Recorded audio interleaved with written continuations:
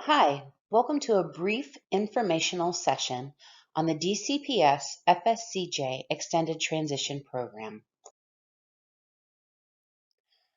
My name is Karen Hunt. My office is located on the FSCJ downtown campus. If you have any questions about the information within this presentation, please don't hesitate to contact me at the phone number or email address listed below. We are often asked about the students who enroll in the DCPS FSCJ Extended Transition Program. What do they look like? Well, our students look just like everyone else. If you open the classroom door to any high school and you peer out into the hallway, you can look around, and any student who has an IEP and is eligible to defer their diploma has an opportunity to apply for and be a part of the DCPS FSCJ program. So let's look at the students who are best suited for the DCPS FSCJ Extended Transition Program. Those students are going to have a 2.0 GPA. They're going to be very independent, or they're going to crave further independence.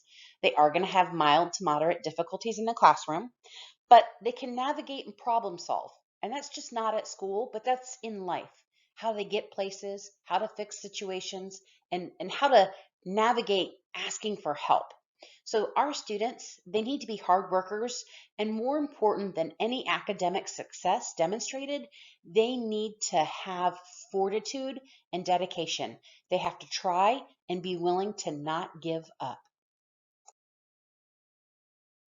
Hopefully, students who have come our way have already completed the interest and ability surveys and inventories. But if they haven't, make sure you reach out to me and we can set something up. I can even come out and help you. Our students, they need to understand the difference between a job and a career. This program helps them establish a foot in the door to a career. And regardless of any job they're working now, this becomes their full-time pursuit. These students need to understand that they're going to be working toward a certificate. While some of our programs allow students to earn college credits that may later be used toward a degree, right now they're earning a certificate. So students that come to us, they have the ability to identify and request accommodations, and they need to know what works for them. They need to be able to ask for help when they need help. Our students can be on access points or general education standards. They can be any exceptionality, but one of the most important things that we need to consider is, do they have consistent and reliable transportation? If your student who's not an adult yet has not received their learner's permit, that is a priority. We can try to help them get a driver's license, but let's do that as soon as possible. Can they navigate the public transportation system? Do they have JTA Connects? The ability to get to and from the college campus and college course is paramount. Let's talk about FSCJ and DCPS as a collaborative effort. Because the students are covered under the dual enrollment umbrella and they've deferred their diploma, they're going to receive continued support from DCPS teachers. They will also have support from a DCPS job developer. They're going to have access to the Duval County laptops, Office 365, and Teams. They're going to have a dedicated DCPS classroom on the downtown campus, and they can use that to study. They're going to use that to come in and meet with their teacher, their Duval County teachers. They're going to have support, requesting accommodations, identifying what works for them. They're going to have help. We provide a bridge to the typical college experience. The students will still have an IEP, and that will be continued throughout their program. Now, because they're FSCJ students, they have their FSCJ course or student IDs. They have on-campus classes or online classes dependent on their program. They are in other college classes. Duval County teachers do not go into the college classroom. Each student will earn a valid certificate in the trade or field that they wish. Now, some certificate programs do earn college credits, but if the student desires to come back later, they can work with vocational rehabilitation and or on their own to get a degree. Our students have access to the FSCJ clubs and organizations, FSCJ Office 365, Canvas and online learning portals, and they also have access to student life, games, gym, clubs, you name it. So these students, again, we help them. There is a specialist on the campus who assists with getting accommodations through FSCJ.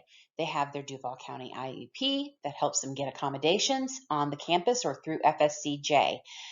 Our students are also provided assistance with agency linkages, whether it's Center for Independent Living, if they need that, or it's voc rehabilitation. Our students are required to be in contact with voc rehab. Please notice the information on this slide has been taken directly from the transition matrix that you have been previously provided. We offer 3 continuums for our students. We offer a continuing workforce certificate if they've had a 2.0 GPA, a career certificate of a 2.0 GPA, and a technical certificate if they qualify with the 3.0 GPA. These are not rounded GPAs. These are basic GPAs. There is no rounding possible. Now, dual enrollment students usually aren't eligible for the CNA program, but this is a collaborative effort that we have worked with another program who's offering assistance with grants. So the students who ask to be a part of the CNA program must really step up and show us that they're dedicated and that they're willing to do the work. If a student comes to us and has a 3.0, they can choose any continuum they would like. Now, any of the technical certificate programs, those I want to mention, they all lead toward college credit courses, which can later articulate into a college degree. Remember, with us, they're only going to get a certificate. To help break it down a bit, when you're considering your students and you're looking at them to say, hey, is FSCJ the possibility for them? Well, let's look at their GPA. If it's not a 2.0, we can't even look at them and interview them. So we want to consider somewhere like Frank H., Project Search, Alden Road, somewhere other than FSCJ. But if their GPA is at least a 2.0, then they qualify for either the career certificate or the continuing workforce certificate. If their GPA is 3.0 or greater, they can qualify for any of the certificate programs. Grades matter. Again, all technical certificates can articulate into a degree. That means anybody with a 3.0 who's chosen a technology certificate will be earning college credits while they are with us. They can come back and they can earn a degree later, but they walk away with a certificate while working with us. Now, these are the technology articulations. Please note that there are also articulations for guest services and office support, culinary programs. These are just a couple to show you. These seem to be our most common or most popular. People love technology. It makes them good money. So our career certificate students have the opportunity to work in labs. Here we have automotive. They're actually working in an automotive bay. And you can see one of our students is in the Duval County classroom working with a teacher. We have an electrician, and we actually have success with an electrician student who earned their certificate and has full-time employment, a career in his field.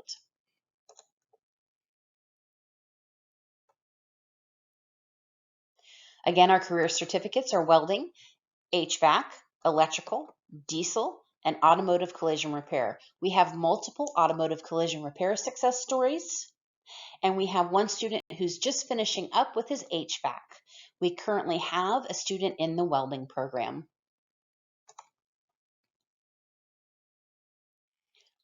Looking at the continuing workforce certificates, it's important to notice that there's cosmetology and facials, each of which are programs that Duval County pays for the fall and spring. Vocational rehabilitation pays for the summer.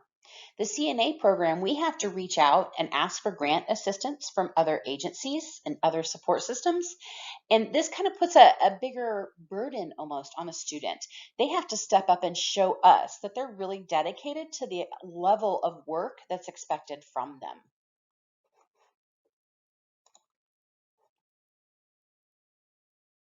So as you're looking at your students, not just your seniors, but your juniors and your sophomores, and you're working up toward the option of deferral, Let's make sure that students who want to come our way, they have a driver's license or at least a permit. It's easier prior to turning 18 than after. And if they don't have their driver's license, we need to make sure that they have the ability or they have the knowledge of working the public transportation system. And if not, let's get them travel training. Our students need to have at least a 2.0 for their continuing workforce certificate or the career certificate, or a 3.0 for the technical certificate. Students already in high school need to start working toward greater independence. Let them make choices. Let them figure out what happens with the choice that they make, good or bad. Let's evaluate what we've done. Our students need to have complete appropriate deferral procedures. That means that they need to have had all the conversations. And then we also have to make sure that the deferral box is checked on the IEP.